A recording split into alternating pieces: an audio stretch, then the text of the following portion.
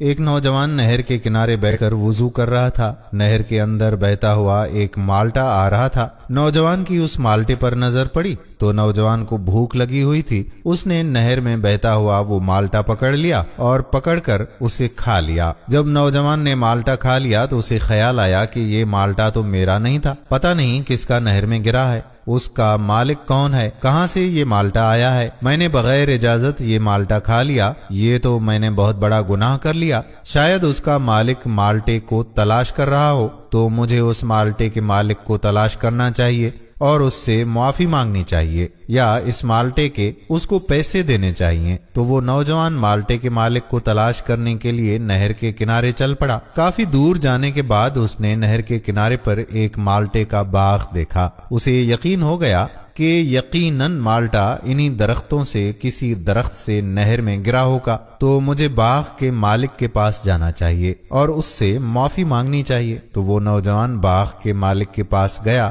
جا کر سلام کیا، کہنے لگا کہ کیا آپ اس باغ کے مالک ہو؟ تو اس نے کہا کہ یہ میرا ہی باغ ہے۔ نوجوان نے اس بوڑھے آدمی کو سارا واقعہ سنایا کہ اس طرح پانی کے اندر مالٹا بہتا ہوا آ رہا تھا، مجھے بھوک لگی تھی، میں نے پکڑ کر کھا لیا، بعد میں احساس ہوا کہ میں نے اس مالٹے کے مالک سے تو اجازت ہی نہیں لی، بغیر اجازت کے کھا لیا، تو میں آپ سے معافی مانگنے کے لیے ادھر آیا ہوں۔ آپ مجھے معاف کر دو یا پیسے بتا دو کہ کتنے کا ایک مالٹا ہے، میں آپ کو پیسے دے دیتا ہوں۔ تو باغ کے مالک نے بڑے غور سے نوجوان کو دیکھا کہ آج کل لوگ اتنی بڑی بڑی چوریاں کرتے ہیں اور ظاہر نہیں ہوتے، اور اس نے ایک مالٹا کھا لیا اور معافی مانگنے کے لیے چلا آیا ہے، یہ تو کوئی گوہر نایاب ہے۔ باغ کے مالک نے کہا کہ نہیں بھائی، ایسے میں نے معافی نہیں دینی اور نہ ہی مجھے پیسے چاہیے، تو نے گناہ کیا ہے، تجھے اس کی سزا بھی ملے گی، تجھے 2 کام کرنے ہوں گے پھر معافی دوں گا۔ پہلا کام 12 سال میرے باغ میں کام کرنا پڑے گا، اور دوسرا کام یہ کہ میری ایک بیٹی ہے جو اندھی ہے،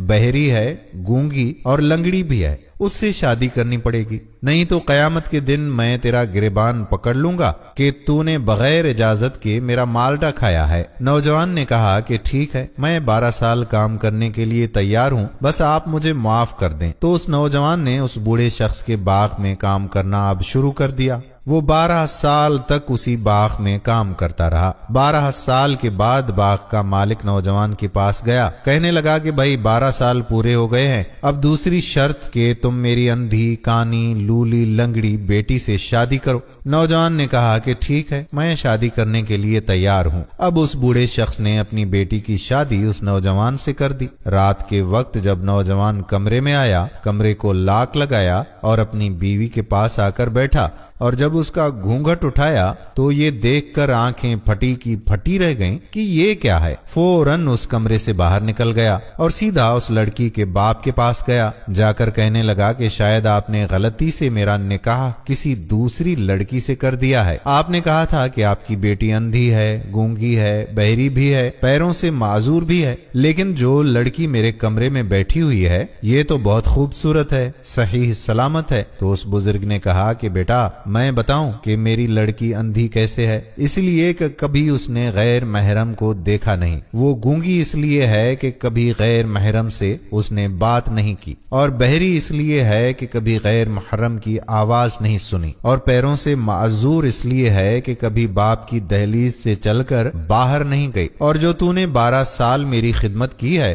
میں نے اس وجہ سے اپنی بیٹی کا نکاح تیرے جیسے نیک انسان سے کیا ہے۔ میں ایسا ہی نیک انسان اپنی بیٹی کے لیے چاہتا تھا۔ دوستو، نیکی کا بدلہ نیکی ہے، اور جب والدین اس طرح کے نیک ہوں تو یقیناً پھر اولاد بھی نیک پیدا ہوگی۔ ہم امید کرتے ہیں کہ ہماری یہ تاریخی ویڈیو آپ کو پسند ضرور آئی ہوگی، اور اگر ویڈیو پسند آئی ہے تو اپنے دوستوں کے ساتھ شیئر بھی کریں گے۔ اس ویڈیو کو آپ 10 میں سے کتنے نمبرز دینا چاہتے ہیں کمنٹ سیکشن میں 1 سے لے کر 10 نمبر تک کوئی بھی نمبر دے سکتے ہیں۔ 1 مطلب کم پسند آئی، 10 مطلب بہت ہی پسند آئی۔ اب آنے والی ویڈیو تک آپ کا اپنا میزبان قادر بخش کلہوڑو اجازت چاہتا ہے۔ فی امان۔